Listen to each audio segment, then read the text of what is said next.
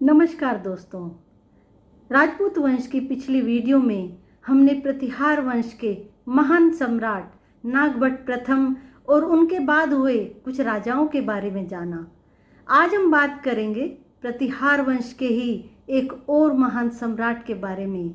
वो सम्राट थे सम्राट मिहिर भोज।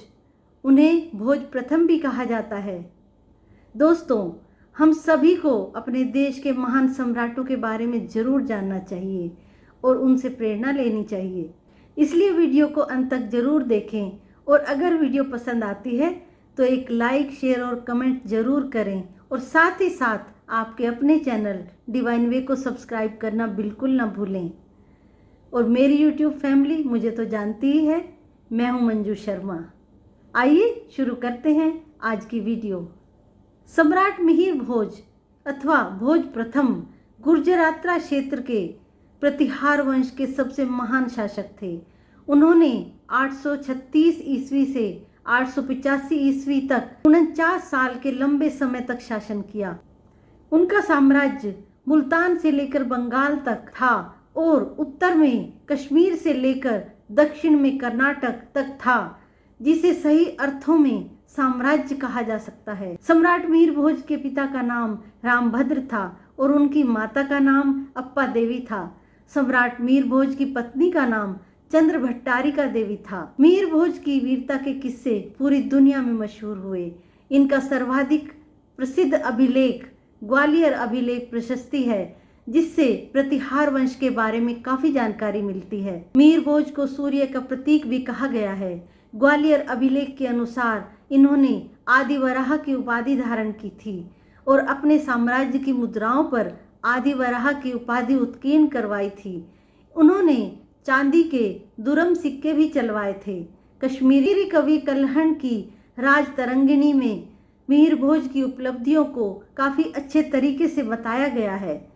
अरब यात्री सुलेमान ने मिहिर भोज को भारत का सबसे शक्तिशाली शासक बताया, लेकिन उसने मिहिर भोज को अरबों का सबसे बड़ा दुश्मन बताया, क्योंकि मिहिर भोज कट्टर इस्लाम विरोधी थे। मिहिर भोज एक पराक्रमी शासक होने के साथ साथ बहुत ही विद्वान एवं विद्या तथा कला का उदार संरक्षक थे। अपनी विद्वता के कारण ही उसने कविराज की उपाधि धारण की थी।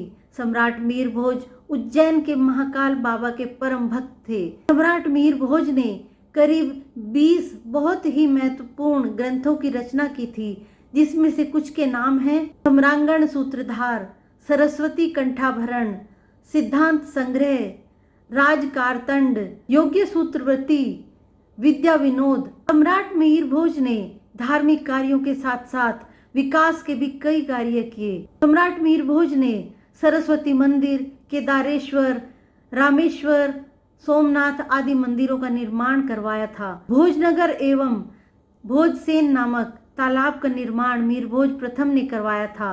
कहते हैं कि मिहिर भोज के काल में जनता सुखी थी, अपराधियों को कड़ी सजा मिलती थी और सभी के साथ न्याय होता था। व्यापार और कृषि को बढ़ावा दिया जाता था। राजधानी कन्नौज में 7 किले और 10,000 मंदिर थे। सम्राट मिहिर भोज अपने मित्र राजाओं की भी मदद करते थे। उन्होंने काबुल के राजा ललिया शाही को तुर्किस्तान के आक्रमण से बचाया था। दूसरी ओर नेपाल के राजा राघव देव को तिब्बत के आक्रमणों से बचाया था, परंतु उनकी पालवंशी राजाओं और दक्षिण के राष्ट्रकूट राजाओं से शत्रुता चलती रहती थी।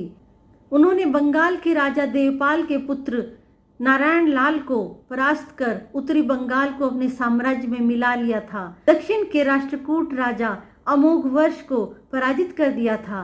कन्नौज पर अधिकार के लिए बंगाल के पाल, उत्तर भारत के प्रतिहार और दक्षिण के राष्ट्रकूट शासकों के बीच लगभग 100 वर्षों तक संघर्ष होता रहा, जिसे इतिहास में त्रिकोणात्मक संघर्ष भी कहा जाता है। सम्राट मिहिर भोज ने कलिंजर पर अपने अधिकार की स्थापना की तथा वहां के चंदेल नरेश जयशक्ति को हराकर अपना अधिकार कलिंजर पर कर लिया था। गुर्जरात्रा प्रदेश पर उन्हें अपना अधिकार स्थापित करने के लिए मंडोर की प्रतिहार शाखा के राजा बाउक का दमन करना पड़ा था।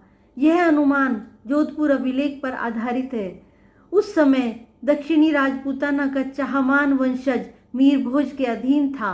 882 के पिहोवा अभिलेख से सिद्ध होता है कि हरियाणा पर भोज का अधिकार था। सिंध के अरब शासक इमरान बिन मूसा को पराजित करके सिंध को अपने साम्राज्य में मिला लिया था और मुल्तान के मुस्लिम शासक को वह अपने नियंत्रण में रखते थे। स्कंद पुराण के प्रभास खंड में सम्राट मीर भोज की वीरता, शौर्य और पराक्रम के बारे में विस्तार से वर्णन है। स्कंद पुराण के अनुसार मीर भोज ने तीर्थ यात्रा करने के लिए राज्यभार अपने पुत्र महेंद्रपाल को देकर शासन त्याग दिया था। सम्राट मीर भोज का स्वर्गवास 888 ईस्वी को 72 वर्ष की आयु में हो गया था। भारत के इतिहास में मीर भोज का नाम सनातन धर्म और राष्ट्र के रक्षक के रूप में है। भारत सरकार ने राष्ट्रीय राजमार्ग 24 का नाम सम्राट मीर भोज के नाम पर रखा है। दोस्तों, आज की वीडियो में बस इतना ही। आशा करती हूँ सम्राट मीर भोज के बारे में दी गई जानकारी आप सबको पसंद आएगी। अगली वीडियो में हम बात करेंगे सम्राट मीर भोज के पुत्र महेंद्रपाल प्रथम के बारे में। धन्यवाद।